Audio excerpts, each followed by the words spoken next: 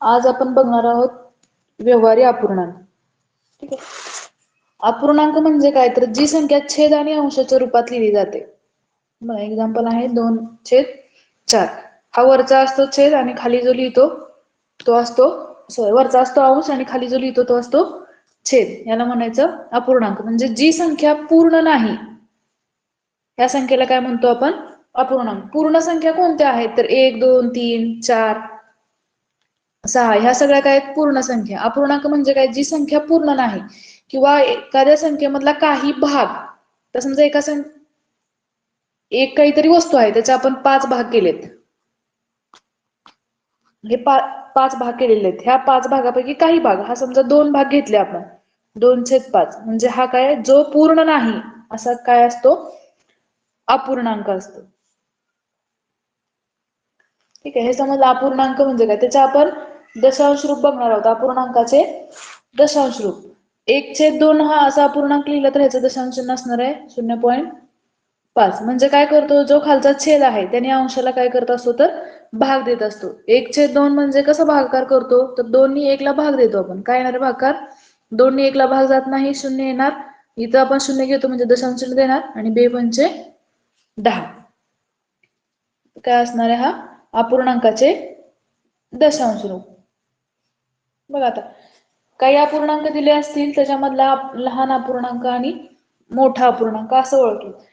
तुम्हाला छेद समान असणारे अपूर्णांक दिले, 2/5 4/5 किंवा 3/5. हे जर तुम्हाला अपूर्णांक दिले असतील आणि ह्याच्यातला लहान मोठेपणा ठरवायचं असेल, तर जेव्हा छेद समान असतो तेव्हा ज्या अपूर्णांकाचा अंश मोठा असेल तो अपूर्णांक काय असणार आहे, तर मोठा असणार आहे. ज्या अपूर्णांकाचा अंश मोठा आहे तो अपूर्णांक काय असणार आहे, मोठा. आणि ज्या अपूर्णांकाचा अंश लहान असणार आहे तो अपूर्णांक असणार आहे लहान अपूर्णांक.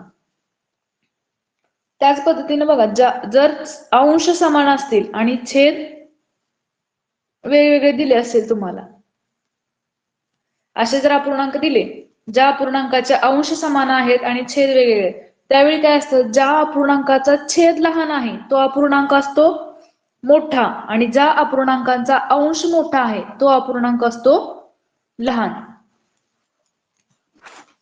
बघा हे कंपॅरिझन करून लक्षात ठेवायचं, अंश समान असेल तर काय आणि छेद समान असेल तर अपूर्णांक काय असतो ते.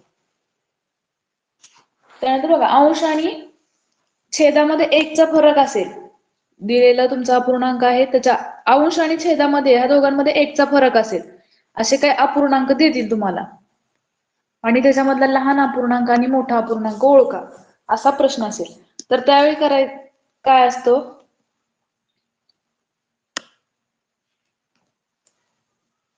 ज्या अपूर्णांकाचा अंश आणि छेद दोन्ही मोठा असतो तो अपूर्णांक काय असतो, मोठा असतो. आणि ज्या अपूर्णांकाचा अंश आणि छेद दोन्हीही लहान असेल तो अपूर्णांक असणार आहे पूर्णांक. बघा, ज्या दिलेल्या अपूर्णांकामध्ये छेद आणि अंशामध्ये 1चा फरक असेल, छेद आणि अंशामध्ये 1चा फरक असेल, त्यावेळी जो अपूर्णांकाचा छेद आणि अंश दोन्ही मोठे असतील तो अपूर्णांक असणार आहे मोठा. आणि ज्या अपूर्णांकाचे अंश आणि छेद असणार आहे तो अपूर्णांक असणार आहे लहान अपूर्णांक.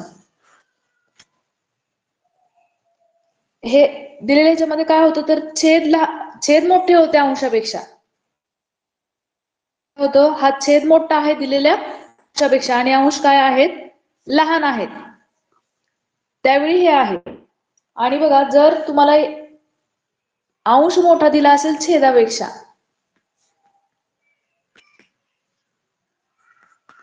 तर त्यावेळी काय असतो,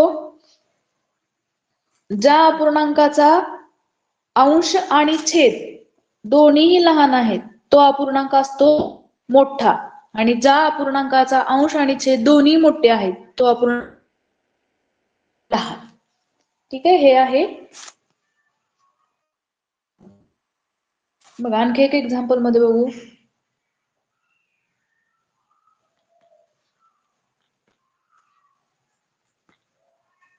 हे एक्झाम्पल दिलं आहे, तर आता ह्याच्यामध्ये मोठा अपूर्णांक कोणता असेल आणि लहान कोणता असेल,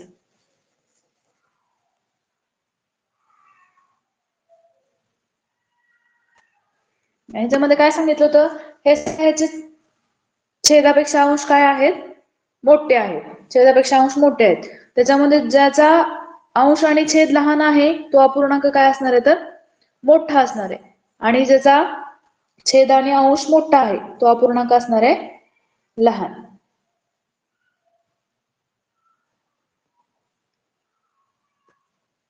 हा असणार आहे लहान.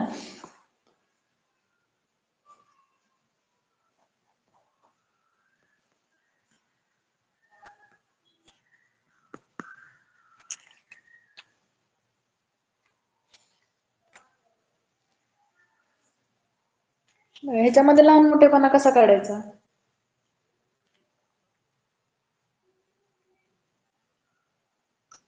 ह्याचं दशांश रूप घ्यायचं. ह्याचं दशांश रूप काय येणार आहे, प्रत्येक अपूर्णांकाचं दशांश रूप काढायचं आणि त्याच्यामध्ये लहान मोठेपणा ठरवायचं. 3/4चं दशांश रूप काय येणार आहे,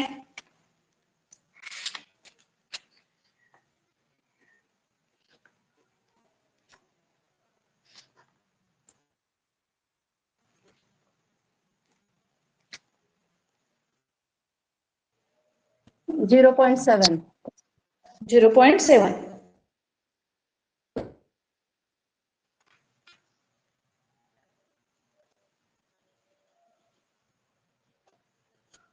त्यानंतर 7/9चं काय येणार आहे, त्याच्यात 0.7च येते मॅडम. 0.77.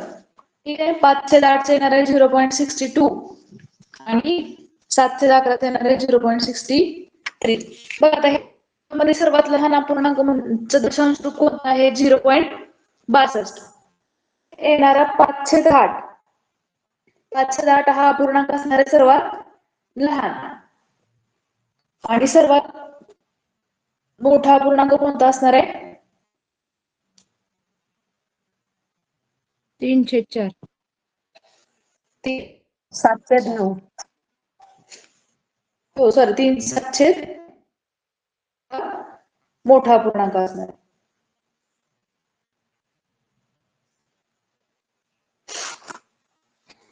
आणि समजलं जेव्हा चढता क्रम किंवा उतरता क्रम सर्वात मोठा सर्वात लहान दिला असेल तर त्याचं दशांश रूप घ्यायचं.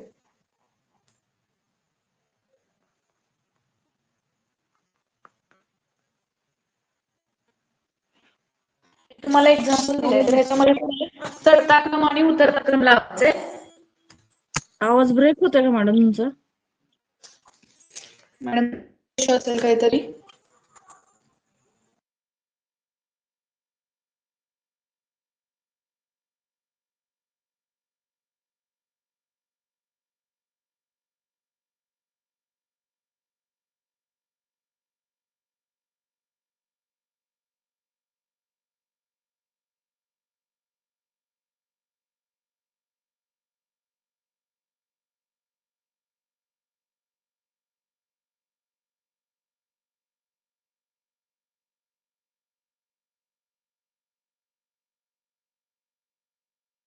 Hello ma'am.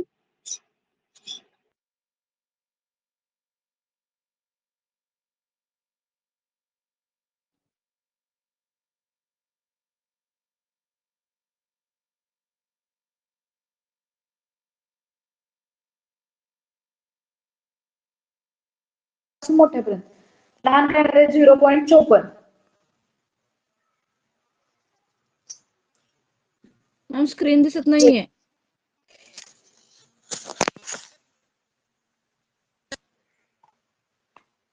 रेंजचा इश्यू असेल मॅडम बघा. 4 वेळेस कट करून 4 वेळेस चालू केलंय तरी पण प्रॉब्लेम येतोय. बाकीच्यांना दिसतेय का? नाही मॅडम, तुमच्याकडेच प्रॉब्लेम आहे वाटतं रेंजचा. एक मिनिट.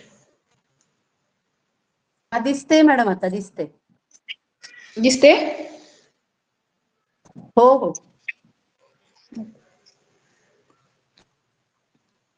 बघा ह्याच्यामध्ये लहान अपूर्णांक कोणता आहे 0.54. त्यानंतर त्याच्यापेक्षा मोठा असणार आहे 0.55, 0.57 आणि 0.60. हे आपण काय केलं, चढत्या क्रमाने लावलं. त्याच प्रकारे आपण काय करू शकतो, उतरत्या क्रमाने सुद्धा अपूर्णांक लिहू शकतो. प्रश्न विचारतील की चढत्या क्रमाने अपूर्णांक लिहा, उतरत्या क्रमाने अपूर्णांक लिहा, किंवा उतरत्या क्रमाने लिहिल्यानंतर 2 नंबरचा कोणता असेल किंवा शेवटून 2 नंबरचा कोणता असेल, असे त्याच्यामध्ये काय करतील, प्रश्न विचारले जातील.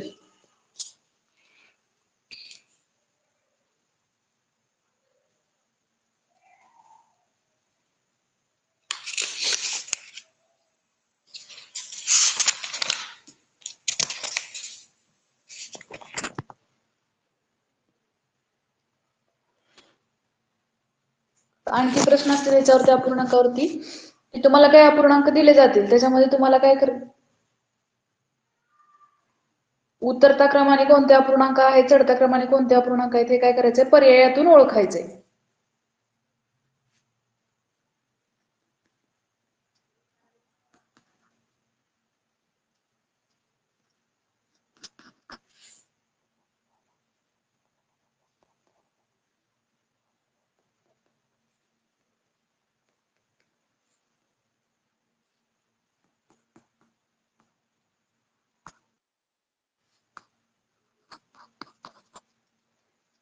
हे जे दिलेले अपूर्णांक आहेत त्याच्यामधला बरोबर असणारा चढता क्रम किंवा उतरता क्रम कोणता आहे, उतरता क्रम कोणता आहे, पुढीलपैकी अपूर्णांकांचा उतरता क्रम कोणता आहे ते ओळखायचंय.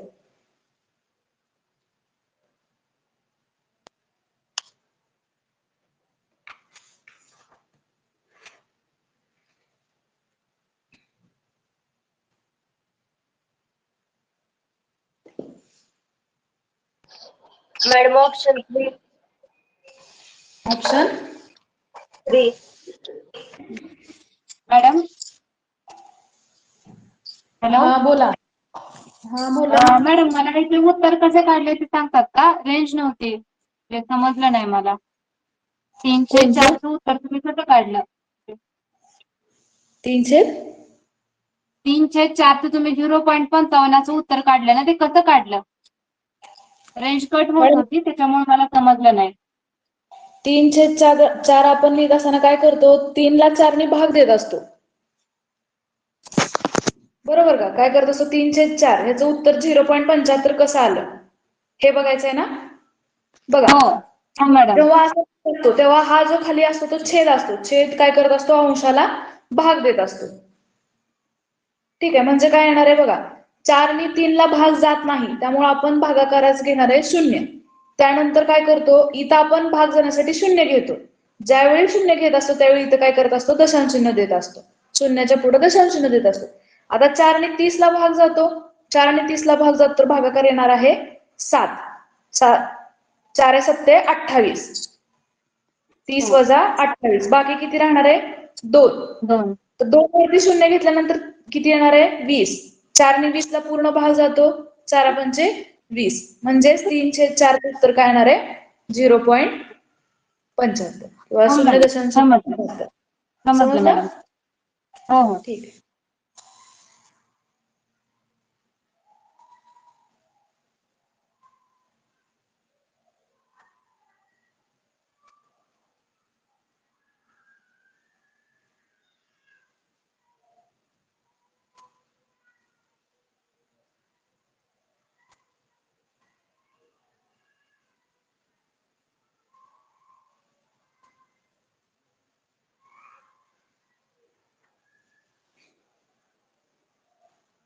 बघा, पुढचं एक एक्झाम्पल असं असेल, 4/5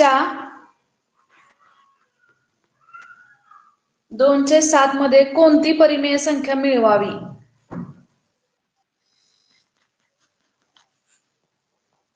कोणती परिमेय संख्या मिळवावी म्हणजे उत्तर 3/7 येईल.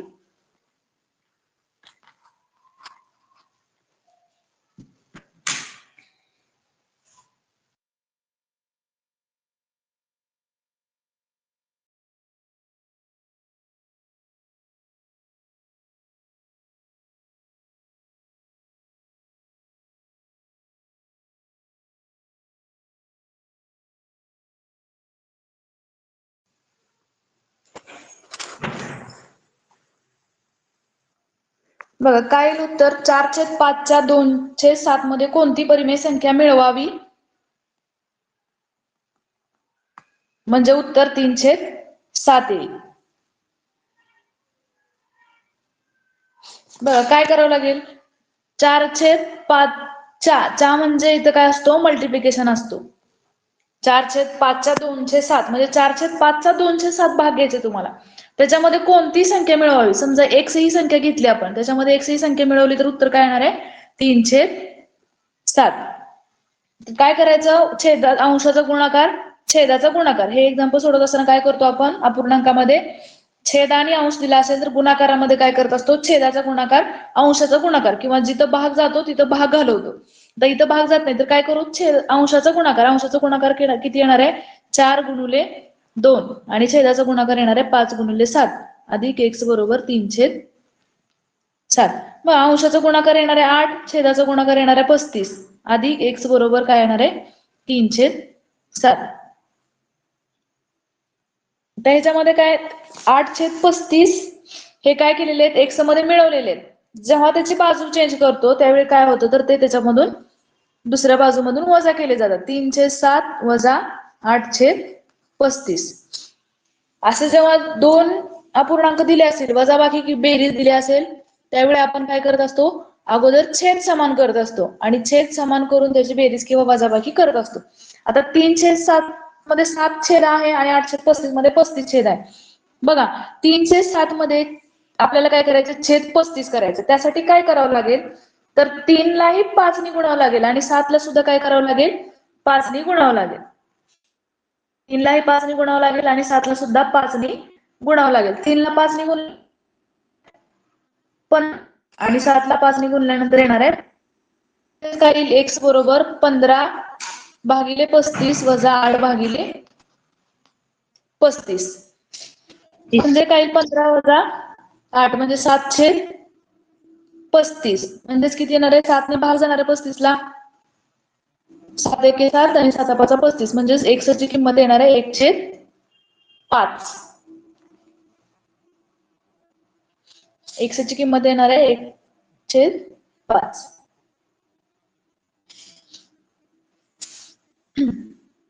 बघा त्यानंतर एक्झाम्पल आहे 5/6 3/5 मधून कोणती संख्या वजा करावी, वजा करावी म्हणजे उत्तर 1/4 येईल. काय येणार मग, 4 असेल तिथे काय घेणार आपण, गुणाकार. 5/6 × 3/5 कोणती संख्या वजा करावी, वजा करावी म्हणजे इथं वजा घेणार, वजा बरोबर 1/4 आपलं काय आहे, उत्तर आहे. इथं का बेरीज वजाबाकी करत असताना इथं 5 आहे, इथं 5 आहे, हे दोन कॅन्सल होणार, 5 × 5 इथं भाग जातो गुणाकारामध्ये. त्यानंतर 3 ने 6 ला भाग जातो, 3 × 1 = 3, 3 × 6 म्हणजे 1/2 वजा x बरोबर 1/4. बरोबर. आता हे x ह्या बाजूला डाव्या बाजूला वजा आहे, ते उजव्या बाजूला गेल्यानंतर इकडं अधिक होणार आणि 1/4 उजव्या बाजूला अधिक आहे, ते डाव्या बाजूला आल्यानंतर काय होणार, वजा होणार. बरोबर काय ना, x. बघा छेद समान करायचा आहे, ह्या अपूर्णांकाचा छेद काय 2 करायचा असेल तर काय करावं लागेल, अंशाला आणि छेदाला 2 ने गुणावं लागेल. इथं काय येणार 2/4 वजा 1/4 बरोबर x. म्हणजेच काय येणार 2 वजा 1/4 म्हणजेच काय येणार आहे 1/4 बरोबर x. x ची किंमत किती येणार आहे तर 1/4.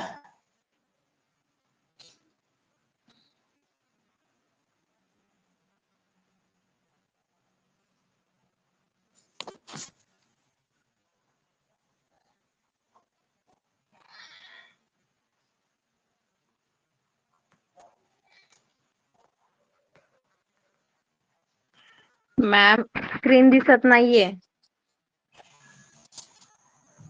दिसत नाही मॅडम, आज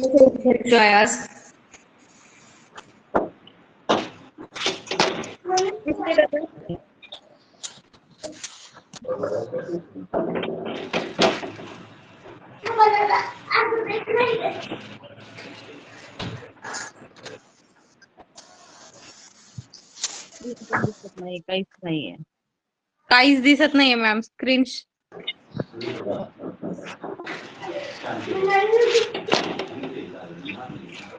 लास्ट एक्झाम्पल दिसलं होतं का मनीषा? आवाज येतोय का? काहीच दिसत नाही. आवाज येतोय का माझा? आवाज पण. बहुतेक आज रेंजचा इश्यू आहे. हो.